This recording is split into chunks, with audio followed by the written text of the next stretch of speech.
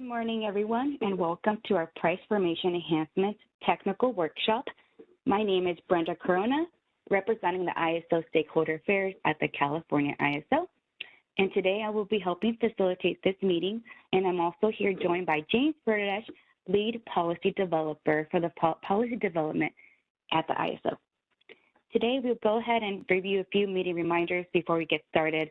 This call is being recorded for informational and convenience purposes only. Any related transcription should not be reprinted without the ISO's permission. If you do experience any technical issues, please let us know, and my event producer and I will go ahead and mitigate those issues. As well, this call is structured to stimulate any honest dialogue and engage different perspectives. So we encourage you to raise your hand and ask questions through the chat or by verbally asking your questions. To ask a question, we remind you that you're able to select the raise hand icon above your chat window, and that way we'll initiate that you have a question. As well, those who are only on the audio line, please press #2 in order for us to allow you to ask a question. Before stating your question, as a reminder, please state your name and the affiliation of the company you're representing so we know who's speaking. And if you have any questions, feel free to send them all to all panelists and myself.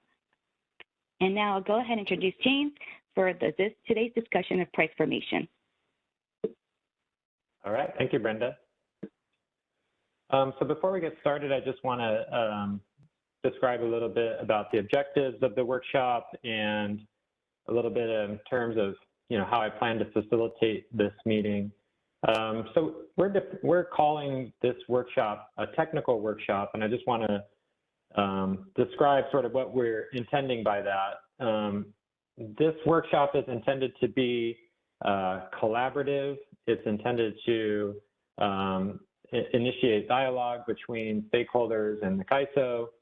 And there's also elements of this workshop that will be educational. And the idea, I'll just walk through quickly what the three different objectives of this workshop will be. First, we'll discuss how we plan to phase the initiative. So we published an issue paper in June, and in that issue paper, we outlined the scope of this initiative, and we asked stakeholders to provide their perception of the relative priority of these items, given that, there are several topics discussed and all of them are relatively technical topics. So we'll talk with stakeholders through about how we're thinking about phasing this initiative. Second, we'll go into a discussion on a set of price formation principles, the intention of which is to evaluate different pricing methods that we'll explore during this initiative. So, we'll leave the first half of the workshop to these first two bullets. And we're looking for some feedback on the principles and the idea of which, we may not come to consensus on the principles, but it can be helpful to provide some sort of objective, objective set of principles with which as we move through this initiative, we can look back on and, try to make sure that we're adhering to the principles that we set early in this initiative. And then the last half of the workshop will be dedicated to a set of examples, the idea of which is we'll try to build a foundational understanding of how market prices are formed under different scenarios. And so these examples are really simple. They're intended to be educational. And I think even will be good that this meeting is recorded, that stakeholders can come back to this workshop to, listen to some of these educational items at the end. The last thing I want to say is that, we will take questions and comments both from stakeholders and from CAISO staff. Anybody can feel free to jump in and discuss. I'm going to try to do my best to facilitate the conversation, to try to make sure that we stay on topic and, keep questions and responses to the items that we're discussing here. This workshop is not intended to debate the merits of any specific price formation policy or planned policies. It's only to discuss more so in an abstract and educational way the set of principles and examples that we can sort of build a common understanding that lays the foundation for when we do start to talk about actual policies and different pricing methods, we can have some common ground. So let's move to the next slide. Okay, so first I want to say that we do our best to make sure that the slides that are posted online are the exact slides that we discussed at the workshop. I will note there are, I think, 3 slides that have minor changes that we've made since the slides were posted. And so I'll do my best to highlight where those are, and I apologize for that. But on the first, this slide demonstrates how we plan to phase the initiative in 3 separate parts. So we're in phase 1 right now, and then if you move, as you move from left to right, it describes the nearer term, medium term, and long term items that we plan to discuss in this initiative.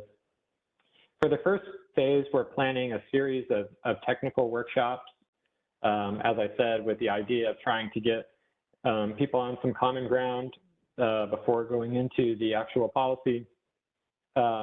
Today, each of these boxes doesn't necessarily represent a single workshop. Some of the items may be combined into a single workshop. For example, we'll tackle both pricing principles and price formation examples in today's workshop.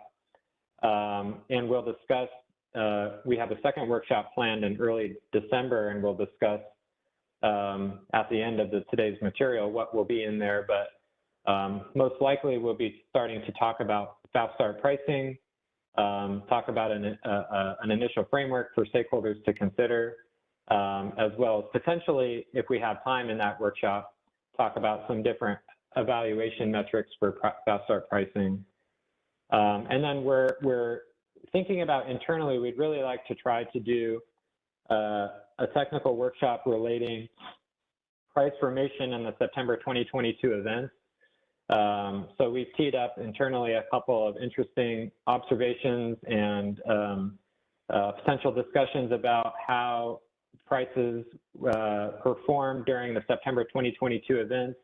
If there's any lessons learned that we can carry over into this initiative, or anything interesting to discuss with stakeholders in support of some of these phase 2 or phase 3 items.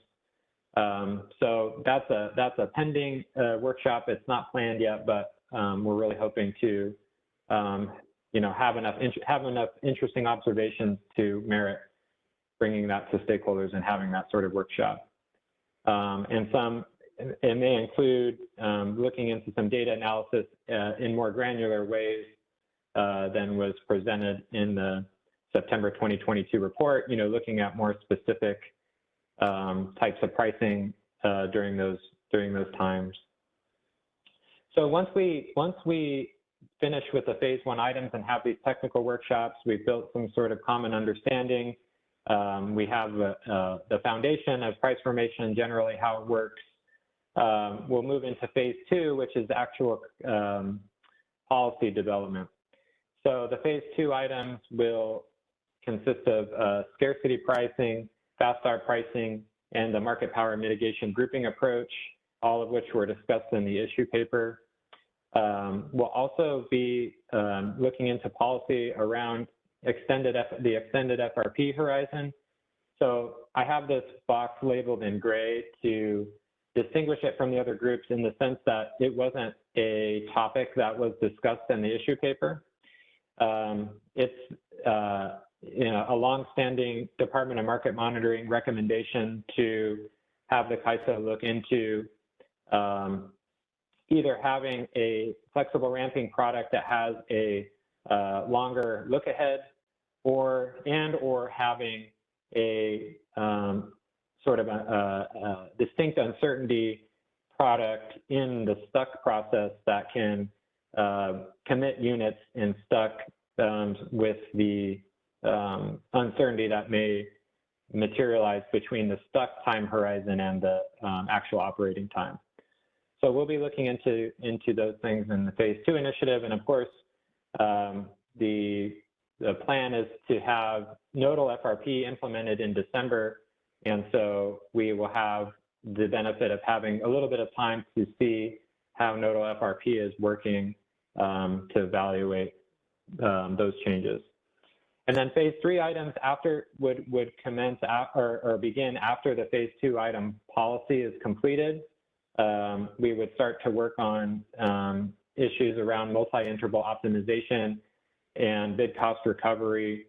And then we'd also consider changes that weren't specifically in the issue paper. They were sort of mentioned in the scarcity pricing portion of the issue paper, but considering things like whether replacement reserves are needed in the day-ahead market and other changes that may be required to facilitate co-optimized ancillary services, which is one of the longer-term goals for scarcity pricing. So we'd be looking at that in sort of a longer term. So the reason that those items are moved into sort of a longer-term phase, first for the multi-interval optimization and bid cost recovery, the stakeholder comments were pretty overwhelming on the terms of bid cost recovery, that folks did not want to consider bid cost recovery changes that were specific to storage or any specific resource type. That stakeholders recommended that if the CAISO were going to look at bid cost recovery as a potential solution to solving some of the issues described in the issue paper, that it should be a comprehensive initiative that looks at bid cost recovery across all resource types, to make sure that there's equity in that settlement. And so because of that, we thought that there would be a need to have a sort of a longer term approach to that initiative is, or that component is just, was sort of trying not to bite off more than we can chew and doing all of those things in the first phase and needing to prioritize a little bit. The second part around multi-interval optimization, although some, improvements may be made, we felt that it was, another item that maybe could be, maybe didn't belong in the same priority as some of these phase 2 items, given the discussions we've had at Market Surveillance Committee and other things recently describing the multi-interval optimization. And so we would plan to consider that after phase 2. And in any case, it may be the case that some of these phase 2 items actually, may change the real-time market in certain ways that makes, a combined discussion with multi-interval optimization a little more tricky. There may be ways that some of these phase 2 items can help address some of the concerns around multi-interval optimization. So giving those items a chance to be developed, we think is a prudent thing. And then for the co-optimized AS and replacement reserves, again, this is a technically challenging endeavor, something we think that we can make potential scarcity pricing improvements in the shorter run that involve, fewer system changes. And I think there's some, we need to take the opportunity to, make sure that our operators are comfortable with co-optimized ancillary services, and I think that's going to take some time. So we're deciding to, put that under the phase 3 items as well. So just before I close on this slide, the one last thing I wanted to mention is the posted slides may have had in phase 2 items consideration of AB 205 strategic reserves. And that was a little bit of a typo. We had formed this price formation team internally that had been providing support to the people working on the AB 205 strategic reserves in the meantime. But we think that those, the CAISO's role in that has sort of wrapped up, and so we're no longer really thinking about that as a phase 2 item. Okay, we'll go to questions or comments. Okay, James, we do have a few questions. Just a reminder, just folks, please raise your hand. Use the raise hand icon above your chat window to ask a question, and we will go ahead to go Kathleen Kober from Vistra. Let's go ahead and get you unmuted. Hey, great. No, thanks. This is Kathleen Colbert from Vistra. Thanks, James, so much for going over that. I have a couple clarifying questions, I hope. First, on the AB 205 strategic reserve, I actually had my hand up before you said that, but it ties to my question, which is the scarcity pricing that I see in phase 2. You probably know this, but to put it out there for the broader group, like the use of the strategic reserves and other out-of-market actions that can be taken that impact market results is definitely one of the scope items that we were hoping, anticipating to see under the scarcity pricing. So I think that sounds positive that you're saying that your role in kind of the separate auxiliary process is wrapped up, so we have that more clarity in what that use might look like, so we can talk through the scarcity pricing impacts. I heard you kind of say it's unrelated, but I actually saw that as a positive. Does that make sense? I'm on mute, sorry. Yes, just on that. So I think that it can be an umbrella within the scarcity pricing topic. I think that the sensitivity is that, obviously, as the market operator would prefer to have as many resources in the market as possible and able to set price.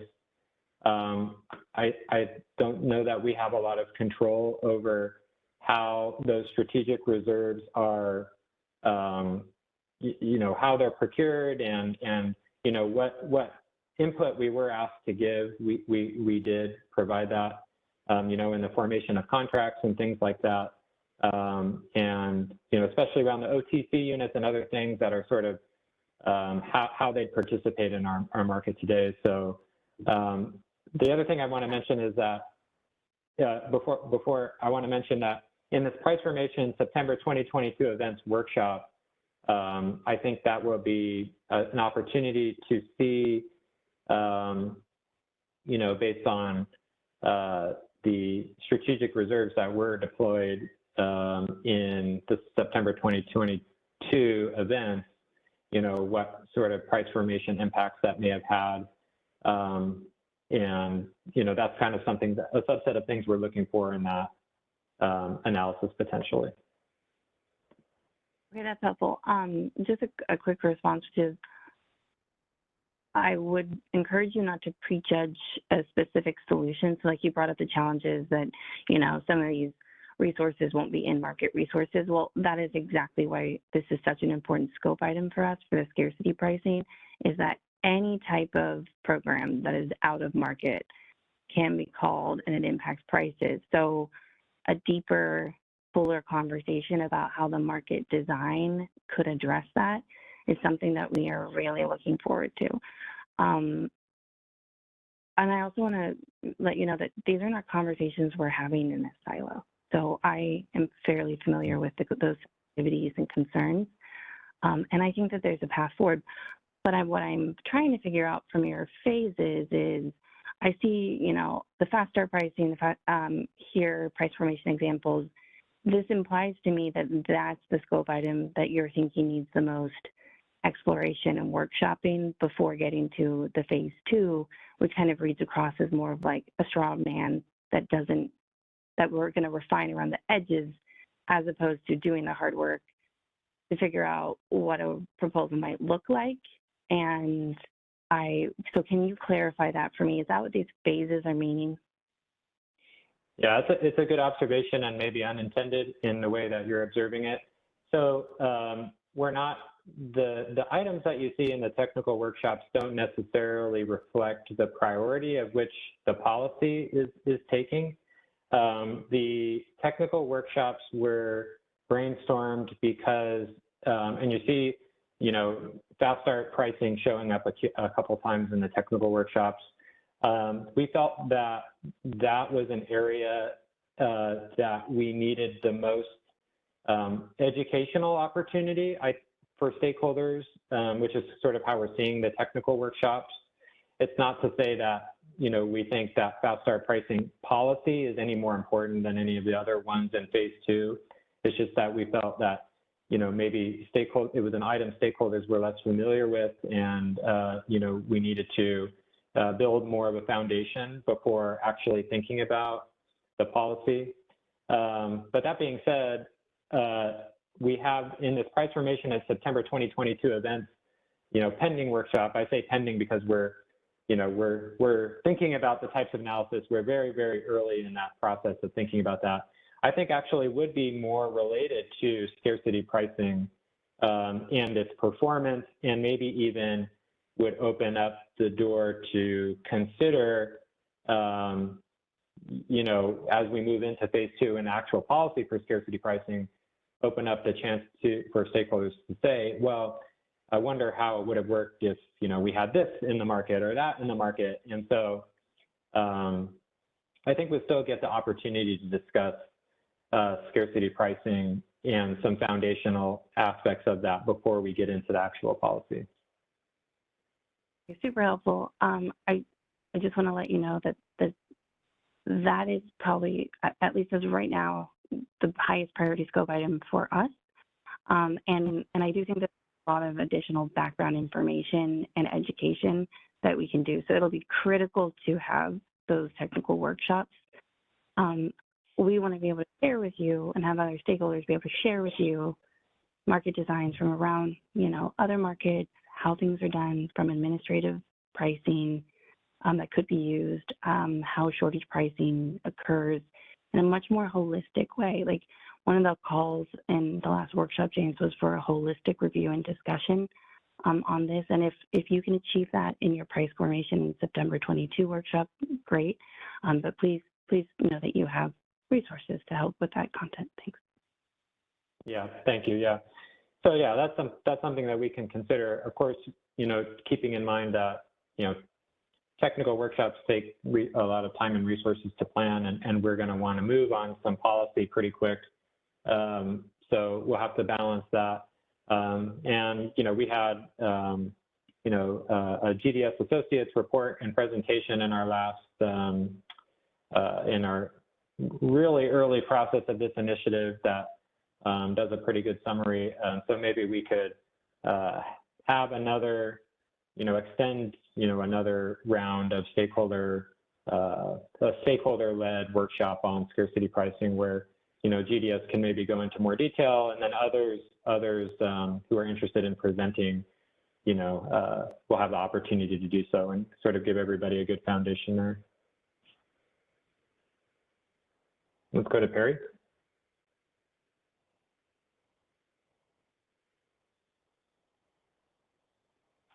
Hey, this is Perry Servideo, GDS Associates. I didn't realize my hand was still up. I just want to, ditto everything Kathleen just said. I meant to put my hand down because she basically said everything I wanted to say. But also kind of one thing I caught at the end here that's just similar to the fast start pricing topic. I think what Kathleen's really getting at is there are a lot of other things that are related to scarcity pricing that we could probably use a similar sort of workshop education process around before moving into phase 2. So I'm not sure, one workshop will be enough, but I guess we'll get into that whenever we start scoping. There's just a lot of stuff scarcity pricing can entail for CAISO. So that's my only add on there. So just think about that. Okay, thanks, Perry.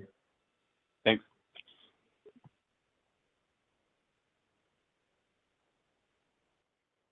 Last call for questions or comments. Yeah. Oh, no, you're good, James. Just double checking. There's no questions in queue as well from the chat. Okay. Let's move to our next slide then. So we're going to transition now into a discussion about price formation principles, and I really do hope we get some feedback from many different stakeholders how we can improve, refine the principles that we discuss and add to them, subtract from them if needed. But before we do, I just wanted to take the opportunity to introduce Mike Cadwalader, who the CAISO has brought on board as a consultant to help us with this initiative, and in particular, provide some guidance on fast start pricing. So I'll just provide just run through Mike's bio, and Mike may be participating today, chiming in today, so we didn't want stakeholders not to know who Mike was if he decides to chime in on any of the conversation today. And Mike potentially will be presenting at the next workshop. But Mike's the president of Atlantic Economics. He's got 28 years of experience in electricity market design. Previously worked for Putnam, Hayes, and Bartlett and LECG before founding Atlantic Economics in 2010. And the reason, the fourth bullet is the reason why, the CAISO reached out to him. He's extensively involved in the design and development of the New York ISO market, and was part of the team that developed New York ISO's fast start pricing approaches.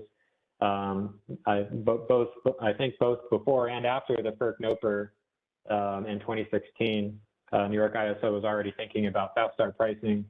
So he'll be a good resource, knows the history of and implementation of fast start pricing across the ISOs pretty well, and has been, broadly involved in electricity market development across North America. So welcome, Mike, and good to have you. All right, we'll move to the next slide. Okay, so depending on the amount of participation we get in the sprints, I know this is only one slide, but I was anticipating quite a bit of interest and discussion on this single slide, and so I'm allocating up to an hour from now to have a discussion on here. So please don't be shy if you have some sort of response to any of these principles. I'm going to walk through them one by one, and then we'll open up discussion at the end, and see what everyone's feedback is.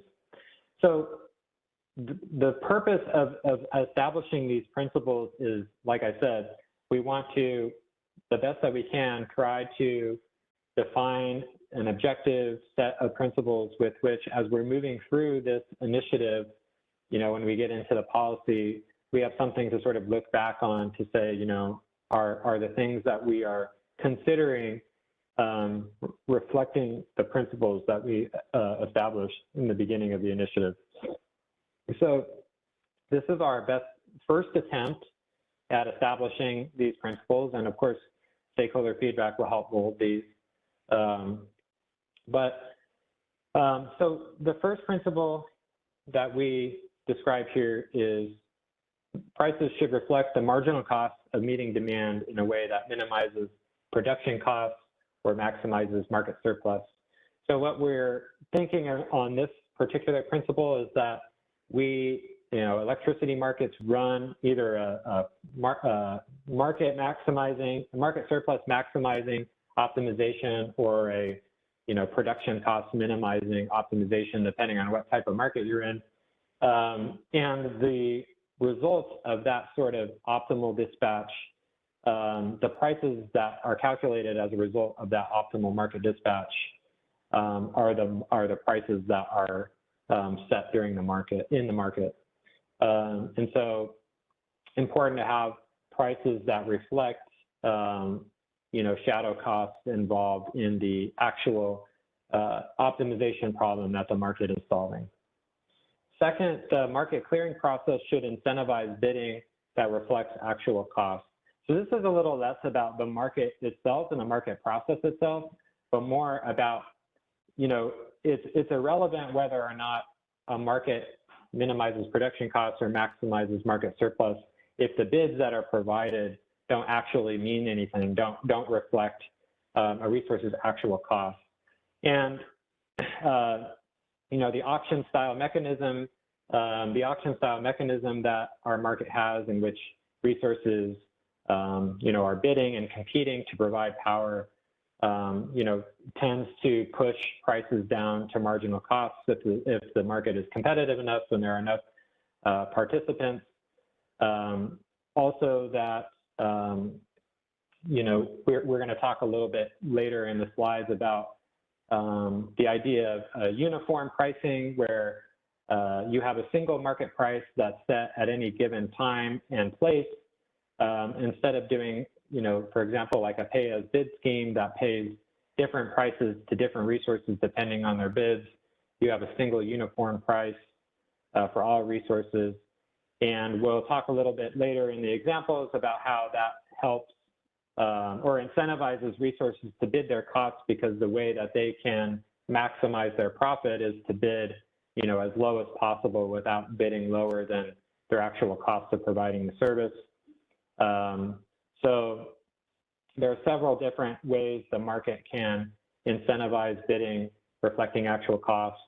Another component within number 2 potentially is the importance of market power mitigation, to the extent that you have situations where individual resources have incentives not to bid their costs, but can exercise market power and inflate their bids or withhold supply. That sort of violates number 2. Number 3, prices should incentivize participants to follow their market schedules and dispatch. So this is really important. This is another term you can think of for number 3 is incentive compatibility. The fact that prices in the market, make it so that no resource has an incentive not to follow the instructions that the ISO market gives them. So either, that could be, when you're co-optimizing energy and reserves, that the energy and reserve prices are sufficiently compensate the resources, so that if a resource gets a reserve award, it doesn't have an incentive to produce energy because the prices are sufficient to compensate them. It's just also generally important that, the resource, when it receives its dispatch, there's no sort of sense of price following where, if the optimization asks the resource to, if the optimization asks the resource to, hold back in a certain interval from providing energy, even though their bid is below the LMP, so that it can be held to provide energy in a later interval, that the resource is compensated sufficiently for that, so they don't have the incentive not to, or to deviate from their dispatch. Number 4, prices should reflect the short-term operational needs of the system and facilitate reliable operations. So, in a perfect world, the market prices would be sufficient to give all of the resources the right incentives that are needed for, grid operators to take their hands off the button and say, yep, they're, everything can be provided through the market. And, that's obviously the aspirational goal that we try to achieve. But in any case, it's intended to describe that, prices should incentivize, in times of scarcity, should incentivize both, more resources to be bidding, more resources to be offering, and incentivizes performance of the resources that do have schedules. Short-term operational needs could be, in our market, we have a particularly strong need for flexibility, in the sense that we have a lot of net load uncertainty. And so to the extent that prices don't reflect the need for that flexibility, can lead to, operational challenges. So I sort of think of number 4 as sort of a, prices are a signal, and that signal should be sufficient that, the prices that the resources receive and even demand, I guess, these reflect the needs of the system. Number 5 is similar concept in terms of prices being a signal, but it's more of a long-run signal. So prices should help incentivize investments in competitive resources that can provide energy and grid services at lower cost. So I know that, in California and in many other places, that this principle doesn't apply sort of one-to-one into reality. You know, there are many different states have, you know, where the resource procurement is determined more based on state mandate than anything else. But even given that, I think that number 5 is maybe as we're moving out of the California context and into more of a regional market context, maybe a little bit more important. And also, even if, you know, say, you know, California requires utilities to purchase X number of storage resources, the spot price is still important in within that constraint of storage resources to know, you know, whether these resources are competitive, you know, locationally, where may be the best places to site them, and in terms of how they plan to operate, you know, the prices, you know, give, you know, the resources the idea about, you know, what the high price times are, especially for storage resources, to know, you know, when the peaks and valleys are in price, to know when they'd be, you know, best, you know, optimally used. And then last, prices should be transparent so market participants understand price characteristics, volatility, risk, and revenue opportunities. So when I think about number 6, I sort of think of 2 things.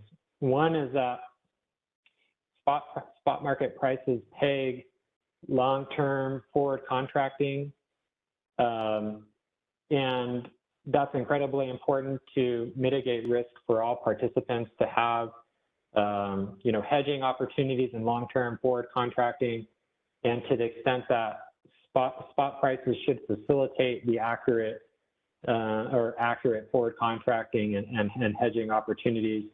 You need those prices to be transparent so people can understand, you know, what, you know, these various characteristics, volatility, risk. The second thing I think about in terms of number 6 is a little bit of a, I'm not going to say an objective of our market is to minimize uplift payments, but to the extent that you can get the operations of any resource into a market price, a transparent market price, is a good thing so that everybody understands what's the value associated with any specific characteristic.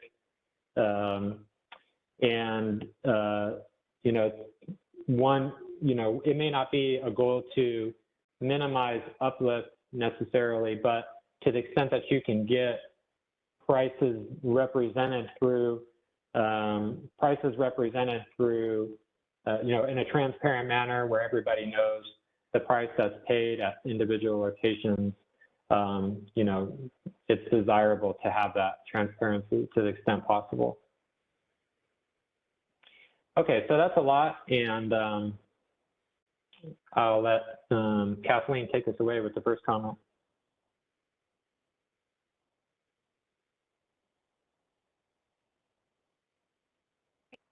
This is Kathleen Goldberg from Distra. Thanks for that, James. So I believe this is the right time to provide the kind of feedback you're looking for on other types of principles that we have this list. Is that correct? Yep, absolutely. Okay, cool. So these look great. So thank you for getting this effort started. I'd like to request maybe a discussion on a 7th principle that I would say that a key principle of well-functioning market design is that out-of-market actions, whether they're taken to avoid or they occur during an emergency condition, that pricing should reflect that scarcity signal at some appropriate level. That is a very key market design principle for us. Does that make sense, or do you have any questions? It does, and so I think all of these principles will need to involve some sub-bullets to explain, you know, go into a little more detail. I totally agree. I think that in my mind, I was sort of fitting that exact thing potentially in combination of number 4 and 6, where 4, I think in terms of saying the actions well, actually, let me start with 6. Out-of-market actions reduce price transparency generally. And so I think it maybe could be lumped in a little bit with number 6. And then potentially number 4 in terms of the scarcity pricing, where if you're taking actions to facilitate reliable operations that are not reflected in the market price, you know, that's not a good outcome in the long run. So do you know, what is your feedback to that? I can see that just because it feels like I just want to be certain it's in scope and it's a principle that we all hold. And perhaps because it doesn't say out of market actions, it doesn't jump out at me as much. So perhaps take that feedback and think about revising the principles to emphasize that pricing should reflect scarcity when out of market actions occur at the appropriate level, of course. Does that make sense? Yep. Okay. That would be great. And so I guess my second question is just, perhaps this is nested somewhere and you could help me see where, is one of the other concerns or scope principles that I shouldn't say concerns. One of the other principles that we hope to socialize is that you can have a shortage condition, you can have an energy shortage, you can have an ancillary service shortage, you could have simultaneous shortages, but I think there's a principle that prices should reflect shortage conditions from energy and ancillary service prices. Perhaps whenever, you know, and this is, I don't think it's too technical, but a more holistic review is needed, and that's why I want the technical workshop on this one. But there should be some principle, and I'll maybe ask my stakeholder colleagues if they have any assistance on what that might read like, but I'd say a principle that shortages in either energy or ancillary services should be reflected in the prices to more make it apparent. So perhaps this is a sub-bullet of 6. Does that make sense to you? Yeah, it does. And I think in the issue paper, we agree. You know, we don't price, you know, our let's call our shortage pricing for ancillary services actually requires a shortage, which at that point, you know, it's kind of too late to incentivize the price response that you're looking for. Whereas a lot of the other ISOs have the, you know, their shortage pricing allows prices to gradually rise as you're approaching shortage conditions for various AS products. So I think we're on the same page there. I think both of these things can probably be fit. Maybe what needs to be done is, you know, when we're thinking about shortage pricing in particular, we can elaborate on how different price formation principles under the umbrella of shortage pricing fit into as sub-bullets within these 6. I think I can provide some good clarity. Yeah, that'd be fabulous. Like, as you know, other markets also, when they have a shortage in ancillary services, their energy prices reflect that shortage, so that's aligned. So there's a lot of technical unpack in these workshops that I'm really hopeful you'll give us some space for. So thank you. Thanks for your comments.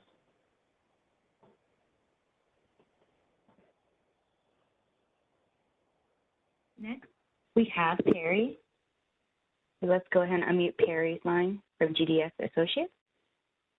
Perry Servideo, GDS Associates. Again, ditto everything Kathleen just said. I also wanted to just echo, these are, you know, these 6 principles, these are great principles.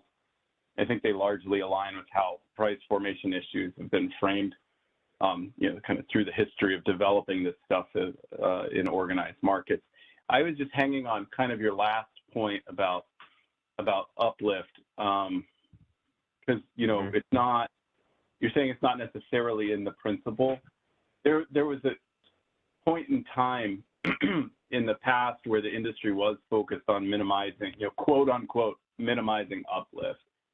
And I think after going down that lane, they came around to realizing that that's not necessarily a principle. So I'm glad to see that that isn't a principle here. However, you know, I would, to Kathleen's point, it would tend to bucket the types of uplift into different categories. For instance, you know, uplift related to everything that Kathleen was talking about, out of market, actions, et cetera. It's there because you're trying to get to a reliable system result, and there's some constraint that's missing from the market that gets you there. And so it is making up for something that should perhaps be seen in pricing. And fixing those, minimizing those types of uplifts would actually still be aligned with all 6 of these principles. And additionally, though, there are other uplifts. That's one bucket of uplifts. And then there are other uplifts that, you know, are expected to be part of the solution. They're actually there to support all 6 of these principles. So I would say maybe when we get into this discussion later on, we sort of think about you know, the sort of good uplifts and bad uplifts as that has come into the conversation in the industry. Yeah, great comment. Thanks for teeing it up too.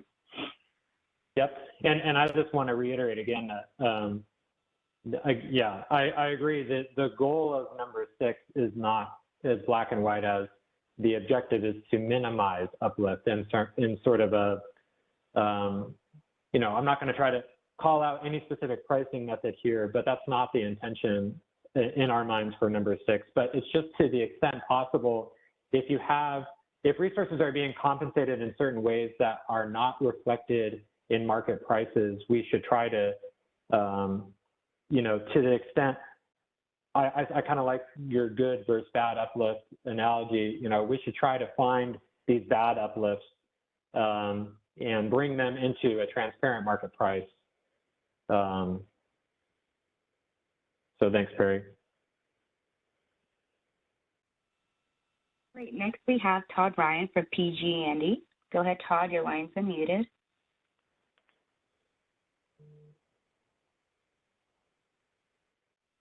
Silas, can we go ahead and unmute Todd Ryan?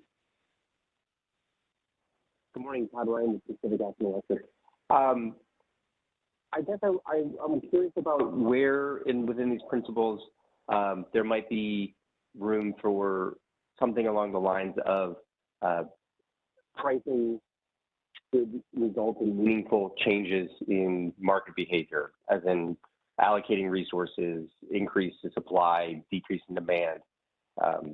If the prices don't actually help allocate the resources efficiently or result in a market demand change or increase in supply, that might just continue in an inefficient way and just represent a wealth transfer. So I might suggest that something that might balance against Principle 5. Yeah, let me provide an analogy to see if it's aligning with what you're saying. So in the Winter Storm Uri issue in ERCOT, where you had prices rise to $9,000 a megawatt hour or higher, and you had other issues going on where you're providing the price incentive for people to respond, which is good, but people couldn't actually physically respond to those prices. Is that the sort of like an analogy of the sort of thing that you're worried about, that we may be, it's good and all to provide the price incentives for people to do certain things, but we need to make sure that they result in actual meaningful changes in how they participate? Correct. And the goal I'm definitely trying to get at here is where one draws the line in terms of what the right value is. Because if you're setting a price in a 5-minute market and there's no opportunity for meaningful supply to come back online, or if there's no opportunity because of the time frame for meaningful market behavior, the only thing that price change results in is wealth transfers. Mm-hmm. Yeah, that'll be a very interesting topic when we get into scarcity pricing. I think as we, look into conversations about, potentially incorporating some sort of value of lost load, into our scarcity pricing, or, that's sort of one way that other ISOs peg this sort of value trade-off here. But I get your point that, it could be that, if the difference between a $2,000, power balance constraint penalty price versus a $10,000 power balance constraint penalty price doesn't result in any actual change in the participants' behavior, either through more import offers, or maybe a marginally small difference in import offers, or marginally small improvements in resource performance. I think that all needs to be sort of weighed together. Is that aligning with what you're thinking? Yep. Thank you so much. Cool, thanks. James, we did have a question from Alva Sabota from PG&E as well from chat. I'll go ahead and read that out loud. Is there some way to capture the need of prices to be predictable enough that opportunity cost of future use of supply can be forecast with some degree of accuracy?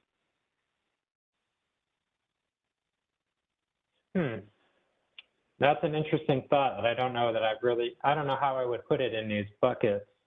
Yeah, I mean, Alba, if you're feeling up to it, maybe you could raise your hand and give sort of an example of sort of what you're thinking there, or what the concern might be. Alva's mic is not working, so he just submitted through chat. We could also reach out to him offline. Okay. Yeah, thanks, Alva, for the question, and we'll make sure to follow up with you. Next, we have Seth Cochran. Let's go ahead and unmute Seth's line. Yeah, thank you, Seth with DC Energy. I was just thinking about what you all said about creating incentives in the operational horizon, where if people can't respond to those incentives, then it's just a cost shift. Well, I think one important aspect there is you need to develop a circuit breaker that sort of teases out that question: when enough is enough. And that's exactly what ERCOT does. They basically set their threshold at 3 times the cost of new entry in the proxy gas steam turbine that they use to determine that. So when the market revenues of that proxy resource would hit 3 times its cost of entry, then they ratchet down the scarcity pricing mechanisms. And that's you all are talking about the operational horizon, but really that circuit breaker, if you will, is more based on long run incentives. So there's another side of the equation where just because you may not be able to get the operational response in the spot market, there's still long run incentives that come with scarcity pricing. So you can't just limit your perspective of this to just operational horizon. Yeah, I think that's a fair counterpoint, that potentially in terms of providing the right signals for long-term contracting and hedging, maybe, that should sort of be weighed against the short-term evaluation in the short term about, what the actual operational response is. Is that sort of what you're getting at? Yeah, and something else to add, people can easily look at ERCOT as sort of an example where the math went wrong and things got out of control. Well, part of the problem was the circuit breaker was not developed correctly, and they didn't have an ex post gas cost recovery mechanism that you do, like through Order 831. That's all been resolved, so that history can't repeat itself. But if you really focus on a robust circuit breaker that really would capture all different issues that could arise, it would be time well spent. And actually, PJM just recently had an issue too, where they had to invoke some tariff waivers because they didn't have a circuit breaker in place for a constraint called the long neck constraint, and it caused a lot of market disruption. So I would just admonish you to think about things like that. Yeah, and I didn't mean to, it was the first example that came to mind, and I didn't mean to pick on ERCOT in any way or their market design.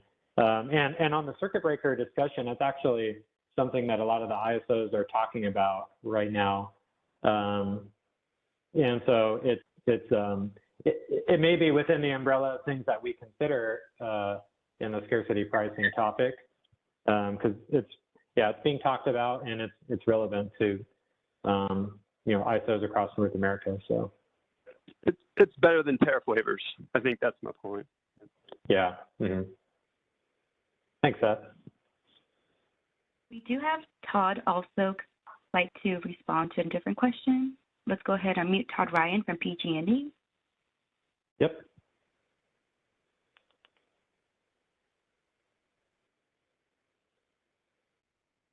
Go ahead, Todd.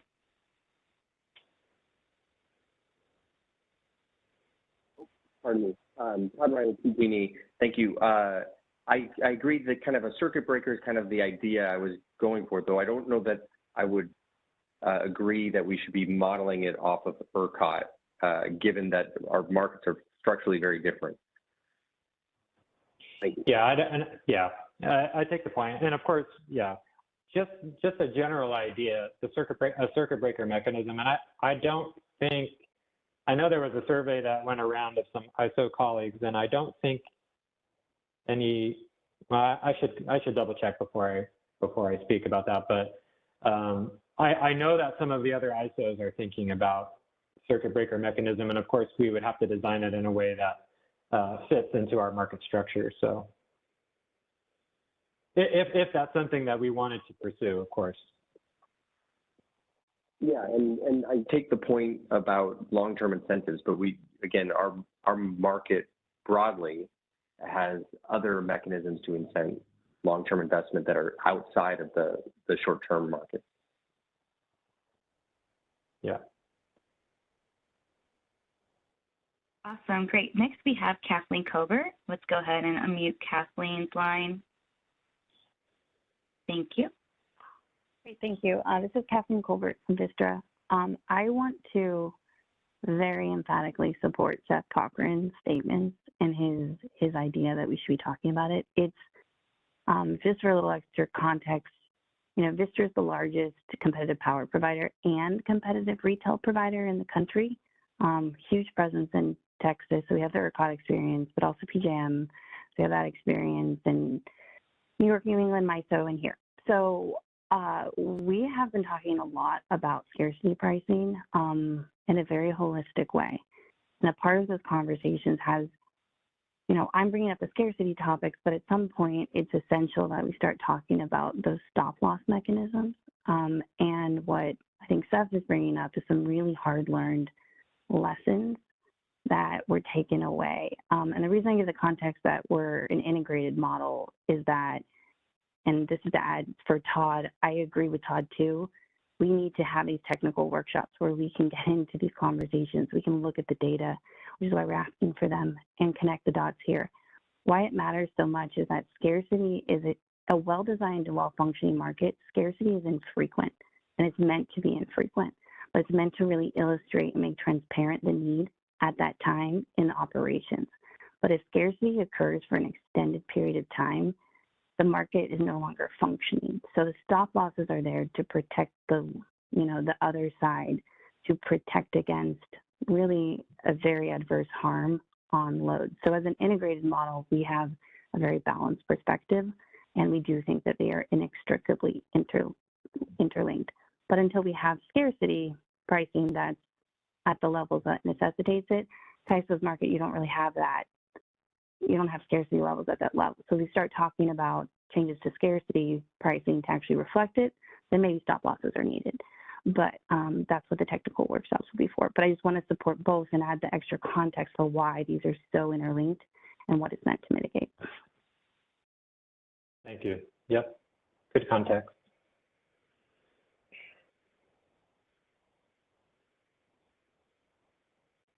I don't think there's any other questions for you, James. I think we're good from my end. Okay, so we'll move on to the next part of the presentation, but maybe once we go through these examples, it will prompt people to some aha moments potentially for thinking about the principles. So have those in the back of your mind as we go through these examples. First, I have to make a large caveat here. The examples that you're about to see are generalized textbook examples, okay? And what I mean by that is they're not intended to fully or to represent the way that CAISO market bidding works, the way our market processes work, or our settlement work. Okay, these would be examples that you could just pull right out of a textbook that would apply generally to any LMP market. So please keep that in mind as we go through these examples, that it may not perfectly reflect how the CAISO market works, and that's intentional. It's intentional because we're trying to use these examples to make them have them be as simple as possible, to have the examples have as little information as possible to demonstrate the concepts that we're trying to communicate here. So I hope folks will appreciate that and keep that in mind. Again, the focus is on gaining understanding of pricing concepts generally and developing a common terminology when we're discussing pricing that hopefully will serve stakeholders well as they participate in this initiative. The examples will have 2 generators only. One of them they'll have the same capacity throughout all of the examples, where you have one 200 megawatt baseload resource that has cheaper energy than a 100 megawatt peaker resource. We'll tweak the characteristics of the peaker a little bit as the examples go on, but I'll make sure to point out clearly when that happens. And in all of the examples, they're going to be serving 250 megawatts of demand. So because you're going to more or less need you need both resources to serve the demand. Another important caveat is that we're assuming there's no market power in this situation, that we're assuming the offers reflect actual costs. Obviously, since both generators are needed to meet the demand, there could be, I'll just leave it there. And then we also have, the concept, we'll get into the concept of startup, and we're going to assume that, these resources are offline, both of these resources are offline at the time that we're deciding the dispatch, and that these resources can start up immediately. So there's no sort of sense of intertemporal constraint here. It's just a single time interval every time, and these resources can start up right away when we call on them. That avoids a lot of complexity. Okay, let's get into it. Okay, so in the first example, this is the simplest example. In each example, we'll add on a new feature or a new complication that we'll discuss how the pricing works out. You have 2 fully dispatchable resources here, Unit 1 in blue on the left and Unit 2 in green on the right. You see that Unit 1 has a 200 megawatt capacity and a $25 incremental energy offer into the market. And Unit 2 has a 100 megawatt capacity with $50 incremental energy offer into the market. Both of these resources are offline, and us as the market operators are going to decide or try to decide how do we dispatch these 2 units to serve the 250 megawatts of demand while minimizing production costs. And that's essentially what the market optimization does. So because these examples are so simple, we don't need fancy market optimization software to decide how we should optimally dispatch these units to minimize the production costs. So if we go to the next slide, we'll commit both of these resources, and we'll say, we're going to get all of the energy that we can from the cheaper resource on the left, and we're going to give it a 200 megawatt schedule. And then we'll get the rest of we'll meet the rest of the 250 megawatts of demand with Unit 2 that's slightly more expensive. Again, we don't need fancy optimization software to convince us that this is the cheapest way to solve this dispatch problem. Let's go to the next slide. So now this table shows the energy awards. It shows the units, of course, but then it shows in column 2 the energy awards that are given that we decided, or we showed visually on the last slide. You see that the energy awards sum to 250 megawatts, which is good because that's the amount of demand that we're required to serve. You see there are two different offer prices here on the third column. And then the fourth column, you see their production costs, which is multiplying the energy award times the offer price. So the sum of the production costs of these resources is the value in the market optimization that's minimized subject to meeting the demand. So again, for the third time, I don't have to convince you that $7,500 is the cheapest production cost we could possibly have given the constraints of these resources and the demand that we need to serve. So we've solved for the optimal dispatch to give 200 megawatts to unit 1 and 50 megawatts to unit 2. The question now becomes, what price does the market set in this example? So the textbook way to think about how this is, and again, this isn't necessarily perfectly reflective of CAISO, the complexity of the CAISO market, but the textbook way to think about this is, how would you serve the next increment of demand and what would it cost? Okay, so let's go to the next slide. This slide shows that we would need to serve the next increment of demand by giving unit 2 an additional unit of energy.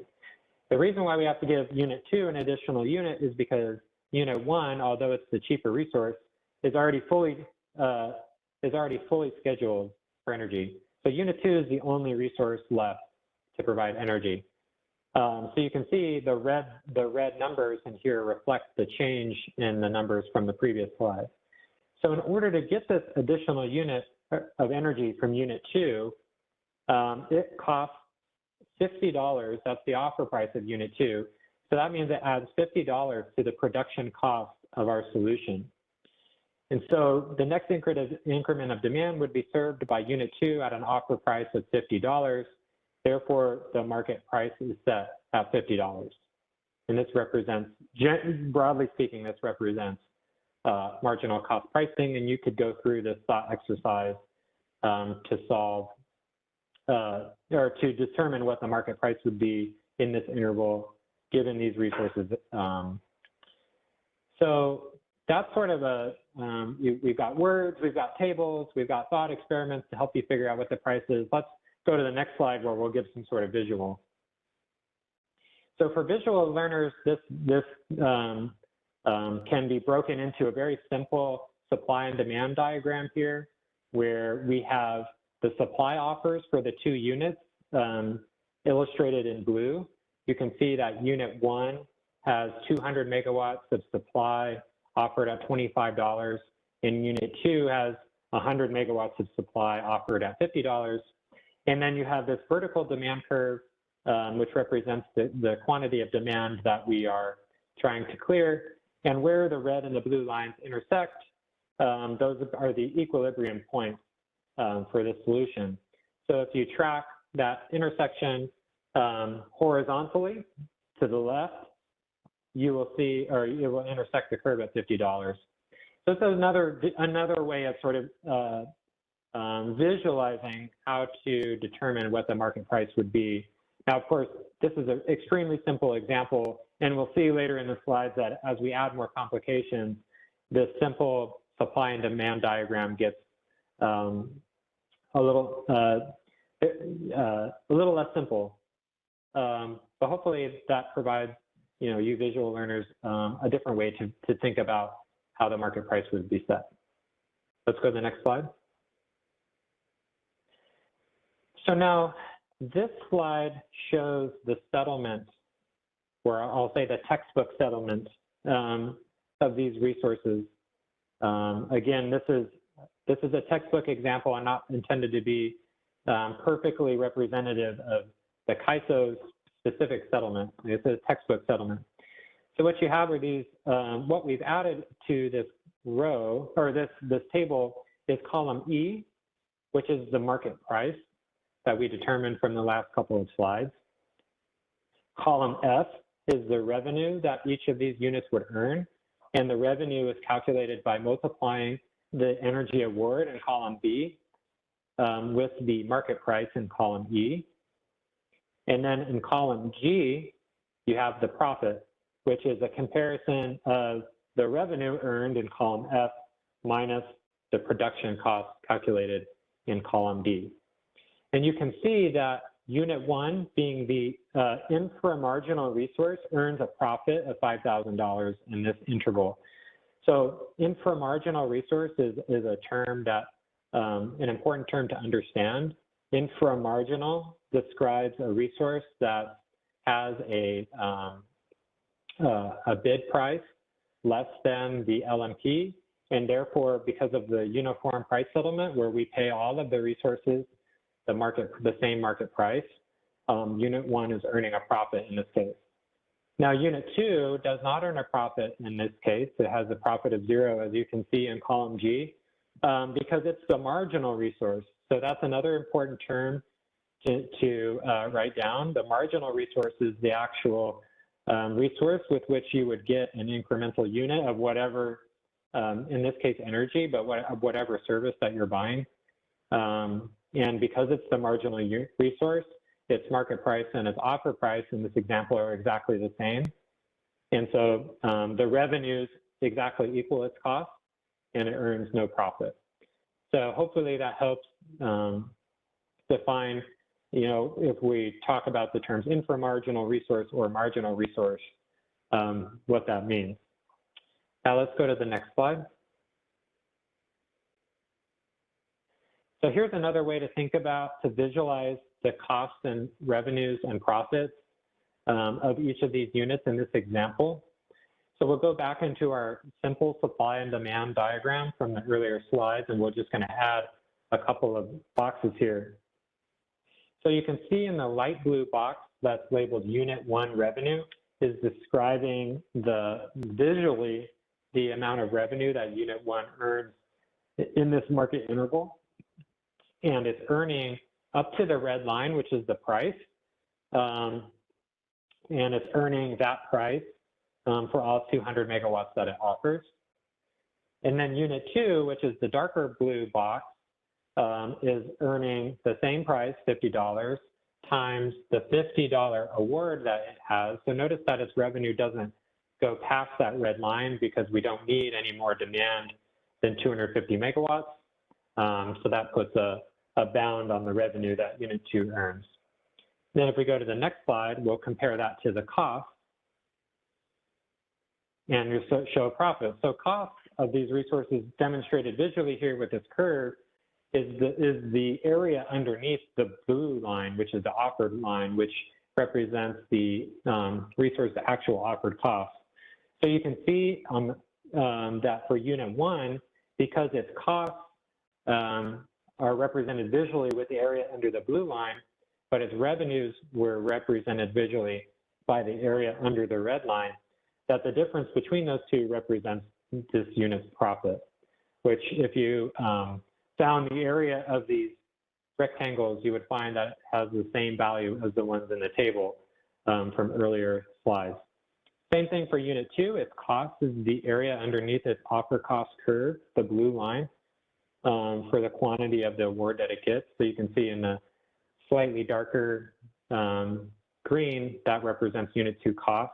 And in this case, because its revenues and its costs exactly equal, it doesn't have profit like Unit 1 does in this example. So hopefully that also provides a little bit visual sense of profits, costs, and revenues for these resources in these examples. Let's go to the next slide. So we're going to take this time to answer a question that some may be thinking, which is that we showed in the earlier examples that the production cost of these resources were $7,500, and I think that if I remember correctly, the revenues that were earned by these resources were either $10,000 or $12,500. Anyway, the revenues that you pay to the resource is more than the cost, the actual production cost that the market solves. So the question is, why do you pay the resources the marginal cost the same to all resources instead of paying them differentiate their payment by their offer costs? So there's really the main principle here to understand this is that when you have marginal cost pricing, which another way of saying that is to say uniform cost pricing, uniform meaning we pay the same price to all resources at the same location in the same time. The way that a seller or resource would maximize their surplus or their profit in this market is by submitting offers that reflect their actual costs. Because if you submit your offers as low as you can while still covering your costs, that is the way that you can maximize your profit. And remember, back in our principles discussion, we said it's valuable from a price formation perspective to have a market process that incentivizes resources to actually bid their costs. Why is that important? Well, the first sub-bullet says it well. It leads to efficient dispatch.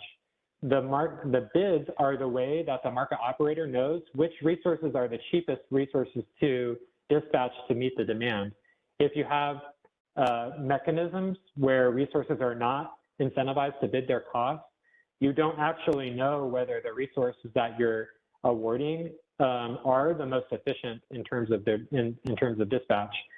So another way to think of the term efficient dispatch is in the parentheses here, a selection of resources in merit order of lowest cost. So you want to take the resources that have the lowest cost first, and in a stacking order, kind of like the supply curve we had. The more demand you needed, the more you're going to have to go into the higher cost resources. That's the concept of efficient dispatch. You're giving awards and dispatches to the cheapest resources first before the more expensive resources. A second reason why it's important to have efficient dispatch generally, but incentives to maximize or incentives to bid costs, is it greatly facilitates market monitoring and market power mitigation, where you have resources that can exercise market power. You can readily distinguish which resources are trying to exercise market power through their bids from the bidding strategy of if you are bidding under sort of a pay-as-bid scheme and your incentive is not to bid your actual cost, the market operator or the market monitor would not be able to distinguish, are they trying to inflate their bid because of market power, or are they trying to inflate their bid because they're trying to maximize their revenue under a pay-as-bid scheme? So by incentivizing resources to bid their actual costs under competitive conditions, you can readily identify which resources may be potentially exercising market power. Now, in the second sub-bullet, I want to take this discussion sort of back into the example, and I want to lead you through a thought exercise to think about if we were doing a pay-as-bid type scheme where instead of the resources being paid the market price, they're paid what they offered into the market. Think about what the incentive would be for unit one in our example. So unit one in our example now, their incentive is to bid $25 because that maximizes their profit of participating in the market. But if they're paid as they actually bid, they would earn no surplus, no profit in a pay-as-bid scheme when they're bidding $25 because they bid 25 and they get paid 25. So they receive no surplus. So if you were to repeat this market a couple of times, unit one will start to think, oh, well, I don't make any money bidding $25. So I'll mark up my offer, and increase my offer above $25 so I can earn, some profit above my cost. And that price that they're going to offer, assuming no market power, is going to converge to $50, which is the price that unit two is offering. That's their competition. So they're going to want to try to bid as close to $50 as possible, so that they get selected in the market, and two, they're maximizing their profit given the information that they have. Now you can see why this is problematic. First, the bids that they're trying to offer don't have anything to do with their costs anymore. It has everything to do with their bidding has everything to do with what they think the expected price would be. And we know that in a market context, there's imperfect information about what are your competitors' costs. So in this example, assume we don't know that unit 1 knows unit 2's cost is $50. Maybe they would bid $55, thinking that that would be their profit maximizing strategy. And now all of a sudden you have unit 1 or unit 2 being the cheaper resource, and it throws off the efficient dispatch. So there, we have imperfect information about competitors' costs and the level of load the market will clear.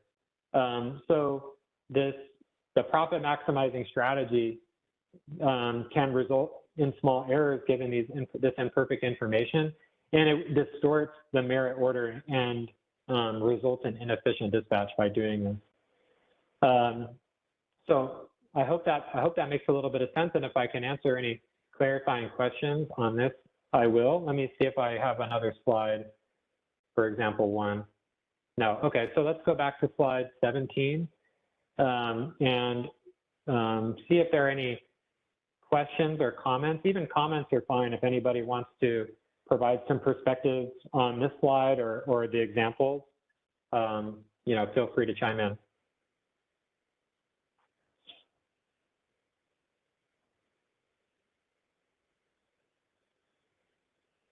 Just a reminder, to ask a question, please use the raise hand icon above your chat window. And we don't see any questions in the chat, but feel free to submit those as well. Double checking, Silas, do we have anyone on the phone line? No hands are raised in the phone line at this time. Okay. Let's move to then example 2. So example 2 is going to differ from example 1 in the fact that now unit 2 has some sort of minimum output level. So a minimum output I thought was a general term to describe that now unit 2 is not dispatchable between 0 and 100 megawatts. Now it has some sort of minimum output. You can think of this in CAISO market, we'd say minimum load value. But the intention here, if you see in the figure on the right, the solid green box illustrates this resource's dispatchable range between 75 and 100 megawatts.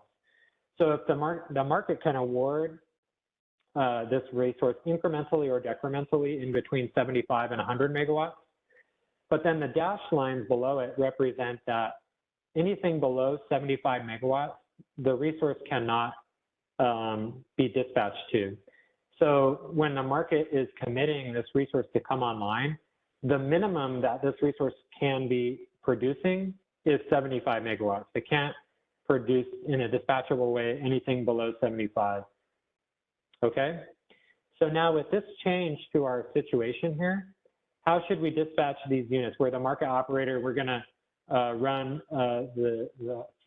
determine the efficient dispatch of these units serving 250 megawatts of demand while minimizing the production cost. So how would we do it? So let's go to the next slide. So the solution would be that, first of all, we know that we cannot serve the demand without both units. So unit 2 has to be used in order to serve the demand. But unit 2 has the more expensive energy relative to unit 1. So what we're really trying to do is actually minimize the extent that unit 2 can be used. Now, remember from the last example, because unit 2 was fully dispatchable, we were able to give it a schedule of only 50 megawatts. Well, now, because the unit has some sort of minimum output restriction or minimum load where it cannot operate, it cannot be dispatched at a quantity less than 75, we have to give this resource a 75 megawatt schedule. That means that for unit 1 serves the rest of the demand as much as it can up to 175 megawatts because it's the cheaper resource. So again, you see that this restriction on minimum output requires unit 2 to be used in a way that's less efficient than the solution from example 1 just by the way that unit 2's resource characteristics are. Let's go to the next slide. Now, this is the same structure as the following slides will follow the same structure in terms of the tables and the values follow the same structure. So we see that in column 2, we have energy awards that sum to 250 megawatts. That's what we're required to do by the example to serve 250 megawatts of demand. The offer prices are exactly the same. Now, the production costs are different in this example because the energy awards are different based on the characteristics now of unit 2 that require us to give it a bigger energy schedule. And you can see that from example 1, the production costs summed to $7,500. In this case, we have higher production costs simply because we have to give unit 2 a schedule of 75 megawatts and can't go any lower, which means we have to give more energy from the more expensive unit, less energy from the less expensive unit. So let's do the same thought experiment. What is the market price? What price does the market set in this example? And the thought experiment to follow is, how would you serve the next increment of demand and what would it cost? So let's go to the next slide.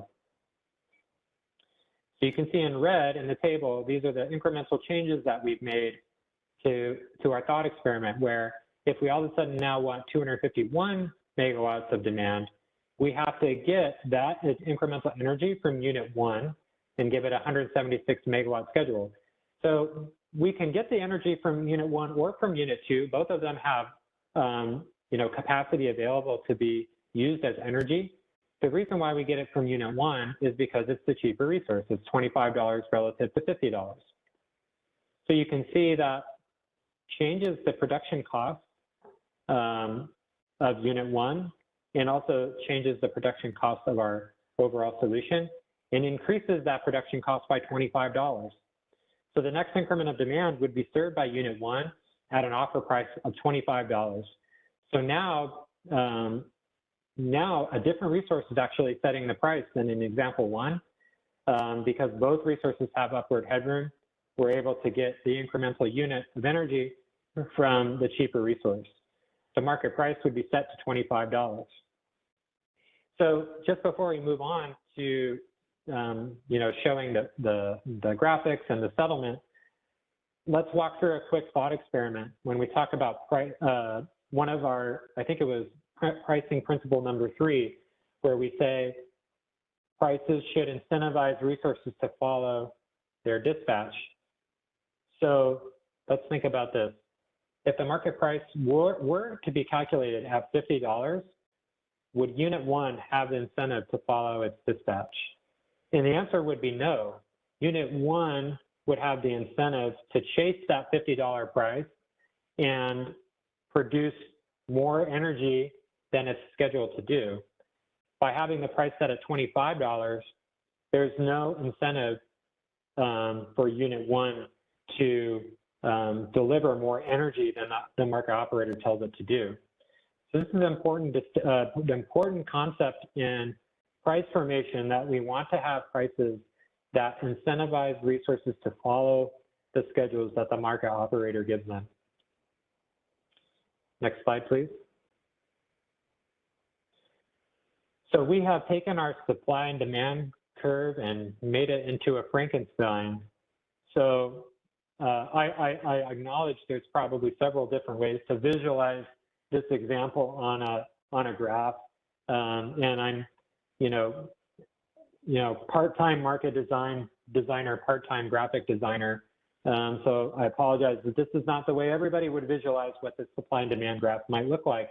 But in my mind, what's happening here is that you have now a price curve that is no longer monotonically increasing like you had in the last example, meaning that now the price that would be required for certain increments of demand go up and down on this curve rather than strictly increasing.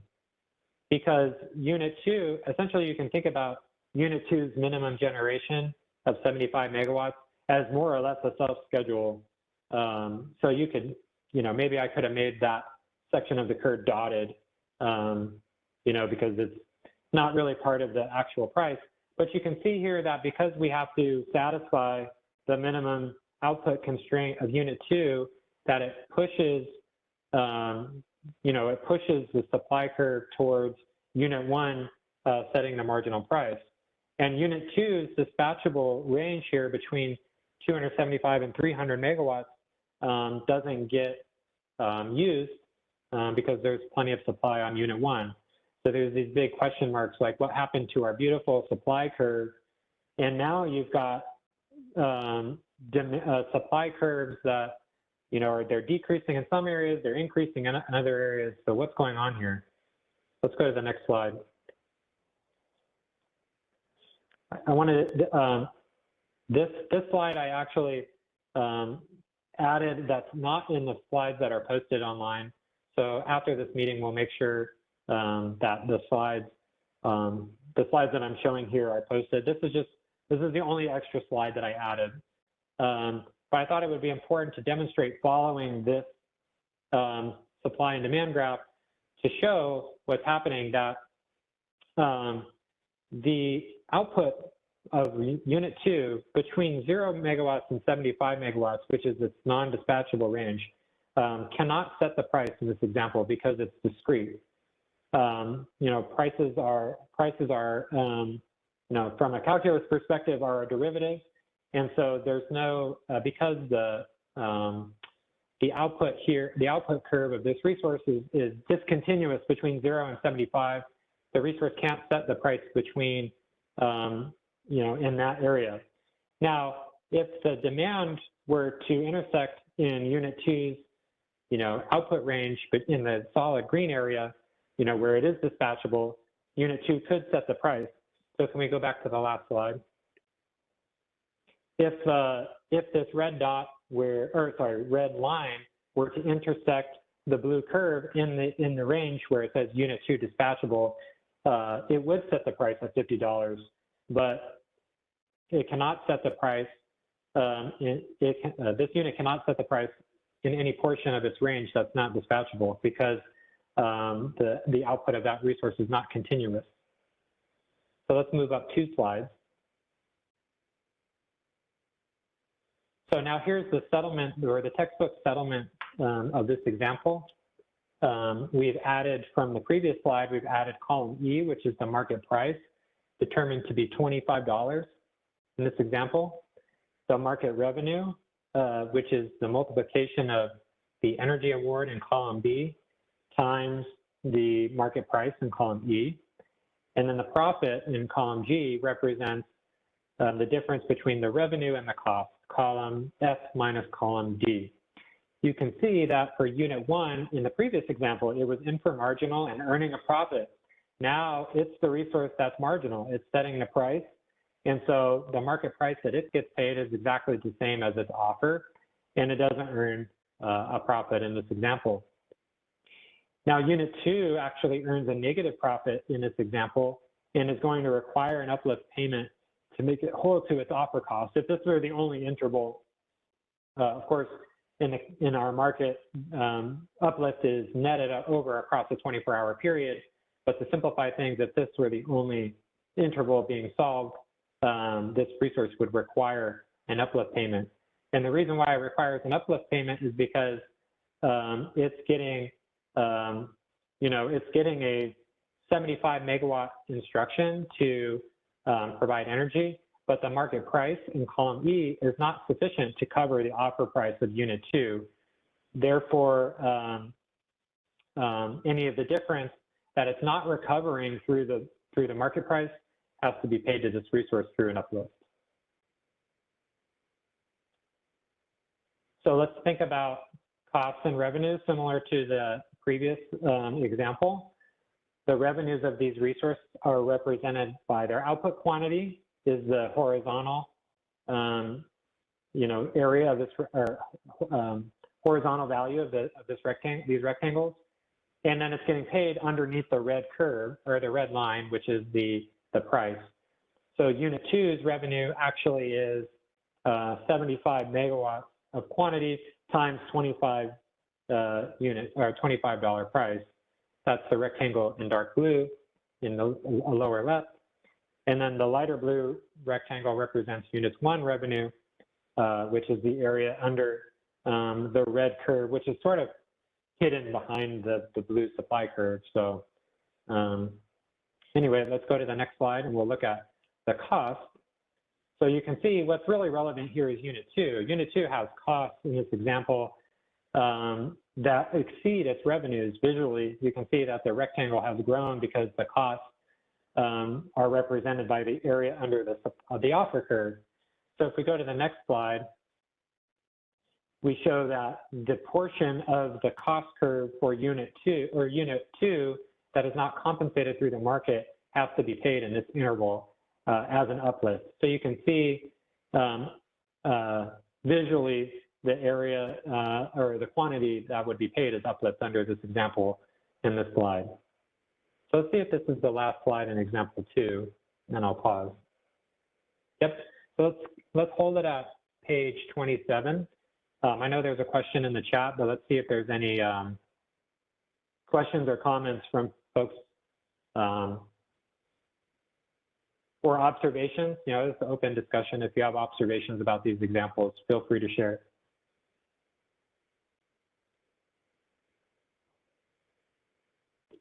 We did get a question from J.K. Wong from PG&E. In the example of unit 1 would not have an incentive to produce as it is minimum output under the price of $25. And it seems that the price should be set at $50. Should I go back to that example, James? Yeah, so it's I mean, that's a good comment. I guess in a similar way, yeah, let's go back to, maybe flip back a couple slides and let's go to, I'll tell you when, right there, number 21 maybe. Yeah, so JK is actually building on, the example here, or the thought experiment here at the bottom where I said, you know, if the price was $50, would unit 1 have the incentive to follow its dispatch? And we think the answer is no, because if it has the ability to produce more energy, it's going to follow the $50 price. JK is pointing out that actually there's in some ways incentive and compatibility problems for unit 1 or unit 2 also, where it has cost,